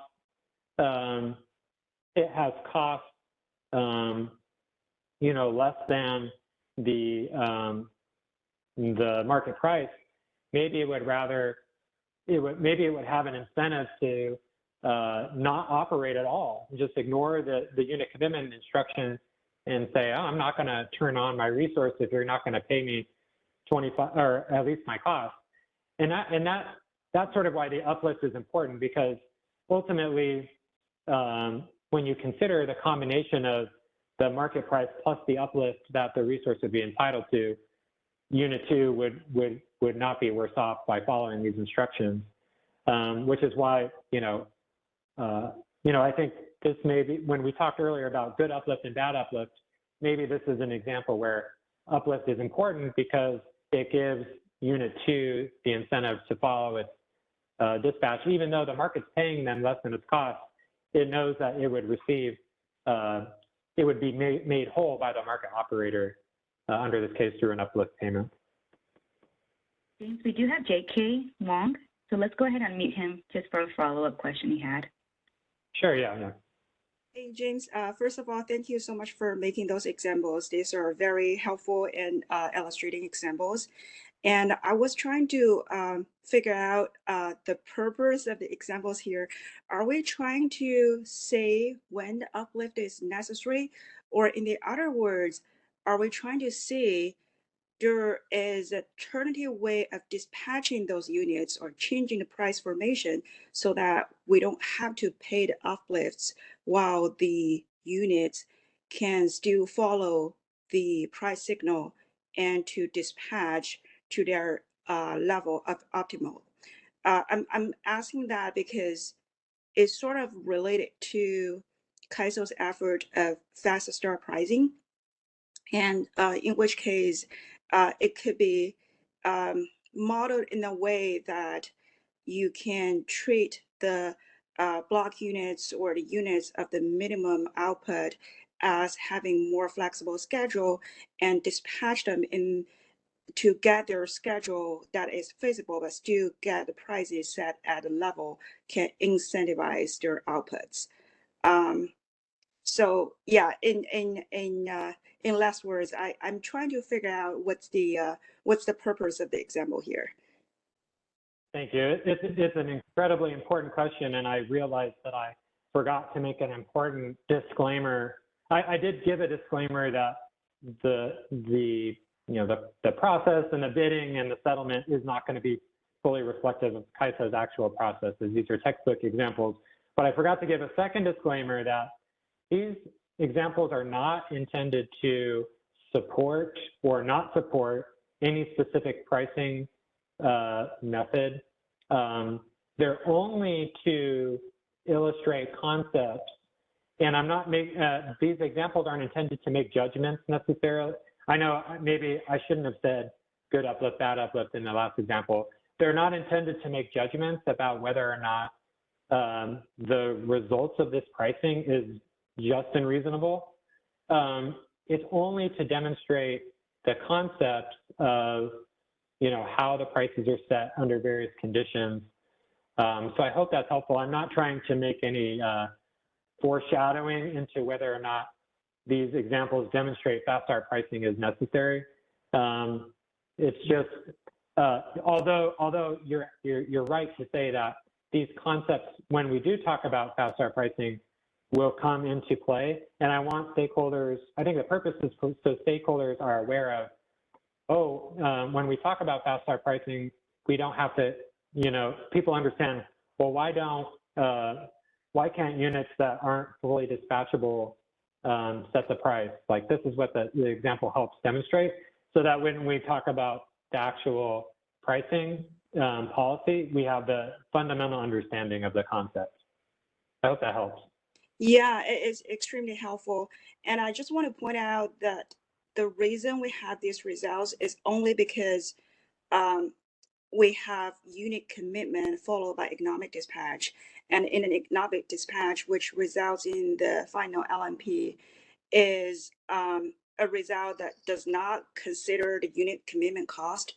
And in other words, if the two could be combined, then you wouldn't have this price. And also an important factor to be counted for is even though we call it a market clearing price, it's not exactly market clearing price, as the example shows here. Under the sequential economic, the unit commitment and economic dispatch, the price is not really clearing the market because either the unit will not have sufficient incentive to follow, or it will create wrong incentive for some of the units. It's actually more like a auction results. So it's just the structure of the existing, CAISO and maybe other ISOs markets operates. Yeah, very helpful clarification. Yeah, thank you.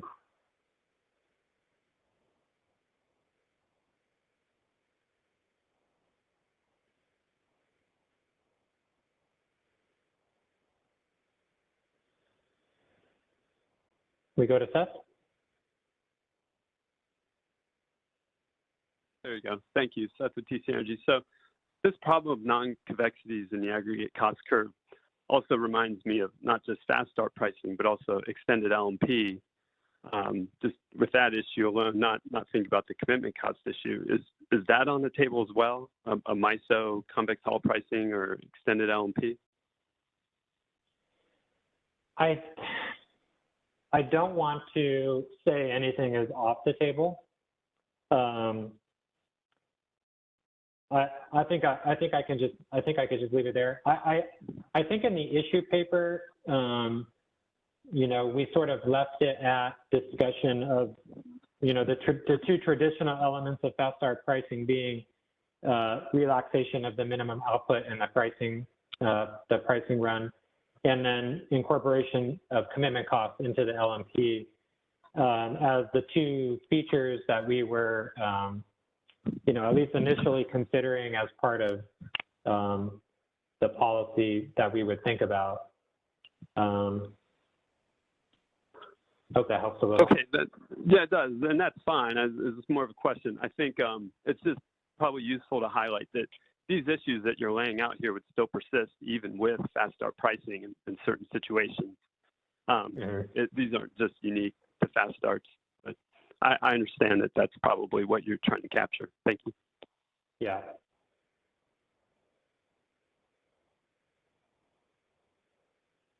Good.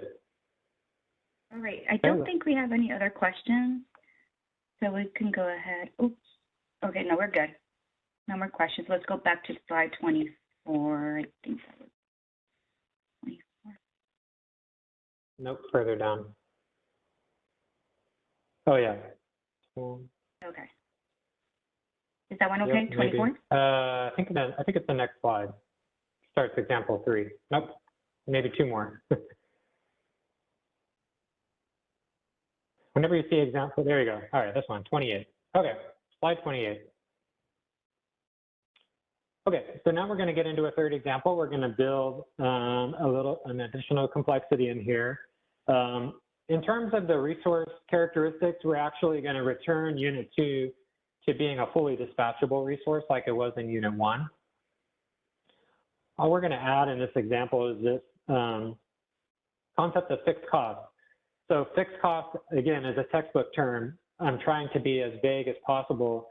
Of course, in the CAISO market, we have specific types of fixed cost, commitment costs, startup costs, minimum load costs, things like that. But for, the purpose of this example, actually in the slide, I call it startup costs. So we can think of startup costs as some sort of fixed cost the optimization has to consider when changing the status of the units from offline to online. It incurs this sort of fixed cost. So both resources in this case, they have the same capacity that they've had. They have the same incremental energy offers. The question is posed here at the bottom: how should we dispatch these units to serve 250 megawatts of demand while minimizing production costs? And in this case, including the startup cost, which for both resources is $500. So if we go to the next slide.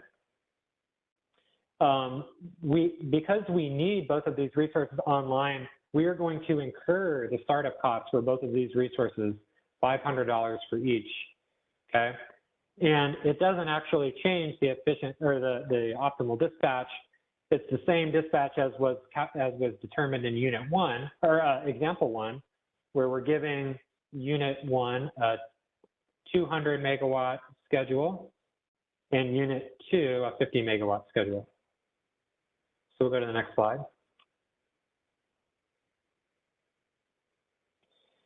So this is the same table presented in both Example 1 and Example 2 to show we have the energy awards that sum to 250 megawatts. That was our objective. We have the offer prices in column 3. Now we have this concept of fixed costs that adds to the production cost. So production cost now is the energy award times the offer price plus the fixed cost. So you can see that relative to Example 1 with a production cost of $7,500, now that we're incurring costs of $500 per unit to turn these resources on. That's why the production cost shows up as $8,500, which is $1,000 more expensive. The question becomes, what price does the market set in this example? And to think about that, we think about the thought experiment. How would you serve the next increment of demand, and what would it cost? Let's go to the next slide. Similar to Example 1, we're going to, in order to get an extra unit of demand, we have to get it from Unit 2 because Unit 1 is fully utilized for energy already. We would get that, you can see in the red numbers in the table are the numbers that changed between this table and the table on the previous slide. You can see that to get an additional unit of energy from Unit 2, changes the production cost by $50, changes the solution by $50. Therefore, the next increment of demand would be served by unit 2 at an offer price of $50, and the market price would be set at $50. So the concept that we want to illustrate here is the fixed cost in this example. Even though unit 2 is the marginal resource, neither of these resources' fixed costs affect the marginal cost of production in this case, and therefore do not affect the market price. So the $500 fixed cost, although it's used in determining the optimal schedule and efficient dispatch, doesn't have any impact on the marginal production cost, and therefore doesn't have any impact on the market price. Okay. In this slide, we're skipping over the supply and demand graphs now because they're just going to get more and more complicated, and I struggled with how I was supposed to draw them. But now we have added into the settlement table column D, which are the fixed costs, which, like we showed in the last slide, add to the production cost in column E. We have the market prices in column F. Both prices paid to the same price paid to both resources. We calculate the revenues being the product of the energy award and the market price. And then column H is the profit, which is the difference between column G, the revenue, and column E, the production cost. So you can see the profit, if you focus on profit, which is the far rightmost column, relative to example 1, both of these resources earned $500 less profit than they did in example 1, because now we're incorporating some concept of fixed cost here. Now, unit 1 is still earning enough market revenue from the market price to compensate it for the fixed cost that it bears in this interval. So the market revenues are sufficient to cover its fixed costs. However, unit 2, who in example 1 had a profit of 0, now is earning negative profit because its market revenues are not sufficient to cover its fixed costs. And therefore, the market would need to pay, in order to make unit 2 whole to its cost, the market would need to pay unit 2 $500 of uplift to compensate it for its fixed costs.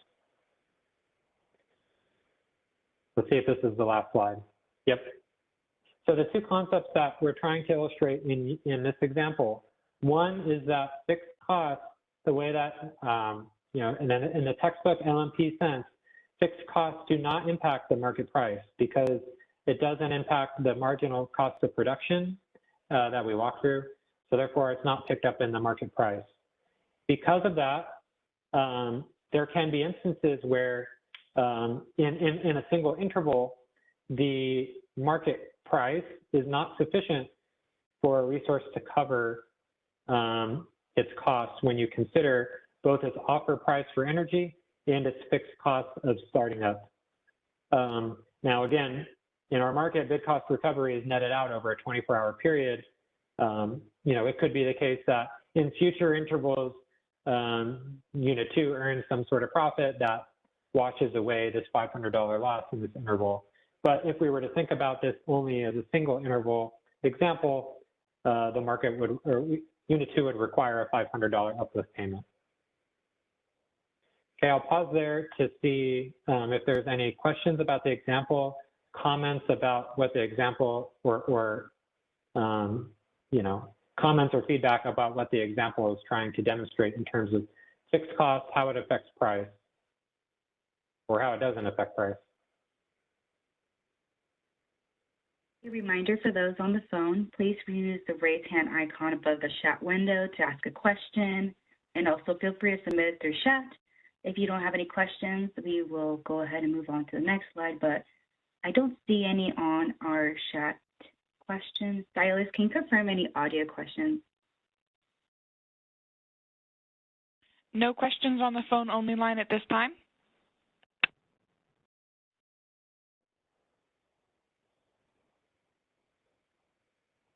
Okay, let's move to the last example. So the last example combines the concepts of example 2 and example 3, in which now we have both startup costs and we have some sort of minimum output on unit 2, okay? So you can see here again, like we had in example 2, unit 2 is dispatchable only between 75 megawatts and 100 megawatts. It cannot be dispatched anything between 75 and 0. So the question is, how should we dispatch these units to serve 250 megawatts of demand while minimizing production costs? Let's go to the next slide. We'll show the solution, which is exactly the same dispatch as example 2. We incur the startup costs for both of these units because we need them both to meet the 250 megawatts of demand. We need to turn them both on. And so we incur the startup costs, $500 each. But in terms of the actual schedule, it's the exact same solution as in example 2. Let's go to the next slide. Here is the table to demonstrate the energy award summed to 250 megawatts, which is what our requirement is. Shows the different offer prices, the fixed costs in column 4. And then the production costs, again, like in example 3, the production costs are the energy award times the offer price plus the fixed costs. So the production costs relative to example 2 is $1,000 higher because we now have to incur $500 of fixed costs for these 2 units. The question becomes, what price does the market set in this example? How would we serve the next increment of demand, and what would it cost? Okay, so the next slide. The red numbers in this table show the incremental change from the last table. You'd see, just like happened in example 2, that we have an energy award. We would give the incremental energy award to unit 1 because it has a lower offer price than unit 2, even though both of them can have room to produce more energy. Unit 1's the cheaper unit. To procure that additional unit would increase our production cost by $25 because that's the offer price from unit 1, and therefore the market price is set at $25. Again, the concept still holds that unit 1's fixed costs does not affect the marginal cost of production, and therefore does not affect the market price. That's the same concept as in example 3. Next slide. This is the same similar table in example 3, except reflecting this new idea of having the energy awards have changed because of the minimum output constraint on unit 2. You can see now in this example that what we want to focus on is column H, which is the profit. In this particular example, both of these units are not earning a profit or earning negative profit because unit 1 cannot cover its fixed costs because it is the marginal unit and its offer price is exactly equal to the market price. So the $500 of fixed costs that it incurs in this interval is not compensated through the market price, and therefore the market has to pay a $500 uplift. Similarly, for unit 2, its profit is negative because the market price is not sufficient to cover its energy offer price of $50. And so therefore it's earning a loss for every unit it's asked to produce, but also has the $500 fixed cost on top of that. So it's the $2,375 of negative profit would have to be compensated by the market through uplift. Let's see the next slide. Okay, so that's the end. Actually, that's the end of the examples in sum. So let's hold it on page 37. If anybody has any questions, comments, or things to discuss on example 4, or the examples in total, or wants to make any sort of comment about the pricing principles or how the examples relate or don't relate to the pricing principles, or if stakeholders have some feedback about some examples that, if these examples were helpful, and to the extent that the stakeholders might want additional scenarios or additional examples to discuss, that would be good feedback to know. So I'll leave it there.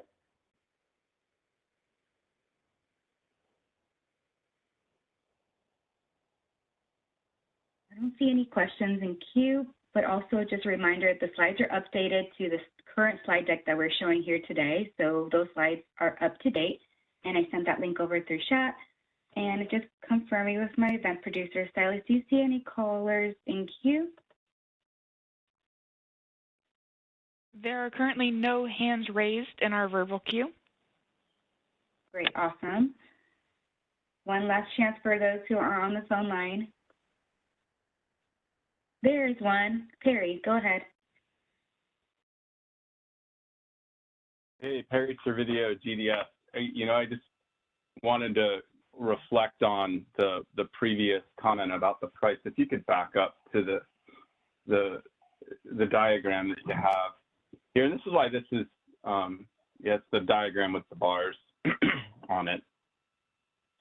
And this is why this one is so kind of tricky, and this gets back to JK's comment on it, is in today's world, we would price the marginal, the LMP would be at $25, and there's a suggestion that, hey, maybe $50 is the quote unquote right price here. And this really gets back to how important those principles are that we laid out in the very beginning. I think the key, the lens that I look at this through is that, in this world of these two resources, yeah, you could argue maybe 50, but let's say I have a battery here also.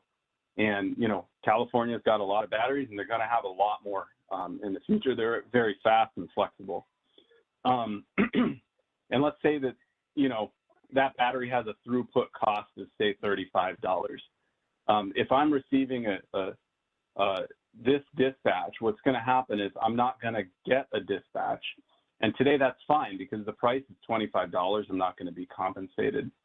But if I'm seeing a $50 price, I would still also not be getting dispatched and not used and not be getting paid, yet my throughput cost is $35. So like you pointed out, I'd have an incentive to kind of run up to 50 and just run and discharge to try to achieve that $50. And this is happening because, what's really going on is we're holding my resource back in order to support this block from unit 2. Additionally, let's say that battery wasn't there, but I was thinking about plunking down hundreds of millions of dollars to build a battery there. If the transparent price that I'm seeing from the CAISO is that, hey, $50 is the price of this location, I'd say, all right, I could size my battery and get the right technology for any throughput cost less than $50, and I should be expecting to get market revenue here. Yet that wouldn't really hold true under a world where the price here would be $50. I just wanted to highlight this has been kind of my struggle, and that gets back to, I think, your principle number 5. So the lens I look at this stuff is we want to be meeting as many of those principles as possible with the design. And actually, you should be meeting all of these principles. So it's hard to come up with that design that does that. And I think that ultimately the current design does most of this, and except for instances that are due to, like Kathleen was talking about earlier, with out-of-market actions or operator constraints that aren't already reflected in the market. But I'll leave it there. I know we have workshops scheduled to help untangle this, but there's a lot. The way I see it is there's a lot more money on the line when we're talking about investment signals here, and I understand in California that a lot of the investment signal does come from the RA contracts, but I don't think that nullifies the value of the energy price transparency here. And we've actually done studies that show that there's large price arbitrage opportunity, and you can get a big portion of your investment ROI from the energy price arbitrage itself. So I'll leave it there. I know we got 2 more workshops, but thanks for that. Yeah, thanks. And I want to, I'll go back to Principle 5, and I agree. I think, even though, state mandates may drive investment into certain resource types more so than, a pure, no capacity market construct where you have resource entry and exit based solely on spot market prices. Even within the constraints of like, I need to build, I need to procure X megawatts of wind, X megawatts of Y megawatts of solar, and build this much storage. The spot price is still valuable under those constraints to help make effective and efficient decisions about long-run investments locationally, but also in terms of storage. I think, what we hear from other ISOs is that depending on price, the same battery may have better revenue opportunities doing, say, energy arbitrage, trying to charge when prices are low, discharge when prices are high. And other ISOs are saying, our prices aren't sufficient to do that. That batteries are going to be wanting to, play in our regulation and our in spinning reserve and things like that. That's where the money is. But you wouldn't know. The prices should reflect the system need for a certain type of participation. If the system needs resources that can charge when prices are low and discharge when prices are high, the prices should tell you that. And if the system needs a lot more regulation services, the prices should tell you that. And then you leave the storage resource owners or whatever resource owner who's doing the investment to figure out, based on the price signals, how they can best maximize the value. And it maximizes their value at the same time it maximizes the system value, which is sort of what, when I think of number 5, I think about. I don't know if you have any, follow up to that, but I think we're on the same page. Just the only thing I would add is, I wouldn't fall into the trap that, the RA program drives, the technology and the procurement objectives and whatnot. But at the same time, the amount of revenue that you can get from the RA contract for some of the resources that CAISO needs to attract over the next 10 to 20 years is not completely driven by the RA revenues. In order to get a reasonable ROI on the huge amounts of money that people are investing in the system, a lot of it does come from energy arbitrage revenue, which highlights the importance of having this transparent price. I don't want to spend $300 million on a battery that's going to sit there idle and never get used. And I thought it was a good place to put it because I saw a $50 price there. Then I'm not, I have an asset that's going to go away very soon. Yep. Thanks, Perry.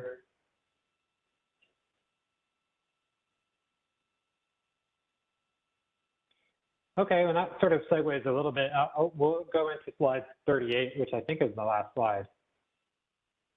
So we do have another workshop planned by the end of the year. I think it's on the public calendar. If it's not, it will be soon, in which we are going to build off the conversation today in terms of principles and the examples to discuss, basic fast start pricing features in a little more detail than we did in the issue paper. We're hoping to present a fast start pricing initial framework for folks to consider by, and it won't be sort of a formal policy proposal, but at least it'll sort of be a starting point for us to think about, over the holidays and in the time that we have before we start the policy, to sort of, get the train moving before we start, digging deeper into that. And then if we have time, if we feel like we have time, we'll talk about metrics related to fast start pricing that will be important in doing impact assessment of fast start pricing in different, for example, depending on how you define fast start resource will change your market impacts and things. So we want to work out with stakeholders what the important metrics are to evaluate the impact of different fast start pricing proposals so we can see those outcomes. Okay, I think that's my last slide. Yes, it is. All right, I'll turn it back to you. Thank you, James. Thank you for a productive technical workshop for first one of the series. So we look forward to hearing any feedback. Like James mentioned, we are not taking any comments for this technical workshop, but you're welcome to submit them and give us feedback on anything that was presented, as well as any examples you'd like to see for the upcoming workshops. We are able to take those over at ISO Stakeholders Affairs at KISO.com, or you could feel free to send them over to me and I'll make sure to add it to James' meetings that's coming up. But thanks everyone. I'll go ahead and pass it on to Silas, my event producer, to close this meeting. Thanks everyone. And happy Thanksgiving for everyone too next week. Thank you so much. That concludes today's conference. Thank you for using Event Services. You may now disconnect.